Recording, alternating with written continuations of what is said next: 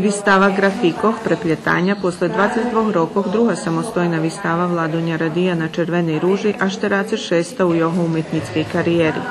Ja się za grafiku zanimam już skoro 30 roki, ale teraz u jakiś zadnji czas, znači to jeden cyklus moich grafikov, ktorí robeni u tehniki digrafiji i všetky sú podpísané za 2014 rokom, znači to je jeden výbor robotov, znači ktorých je prek 200 i ktorí robeni, znači všetky u jednom prekladniku.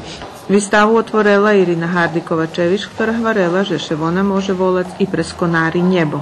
Pohopila sam i jeho potrebu pravic to ti konarijak prepljetanje, u stvari jagod naše ruky, ktorý všeteška dvíhame do hore, deška probujući dolapic, to nedolapljive, bo nam nebo u sušnosti nigde nedolapljive.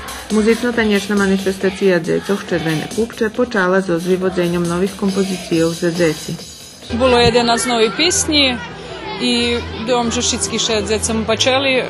Видіше, ми ж баржі, мабуть, за деякі младші возраст, але от так, того року така тема. Po odluki žirija najljepša kompozicija Bula Kocki, autora Julijana Ramača, a žiri pohvaljali mladih, ktorí še perši razjaveli jak autore muziki ljebo tekstu.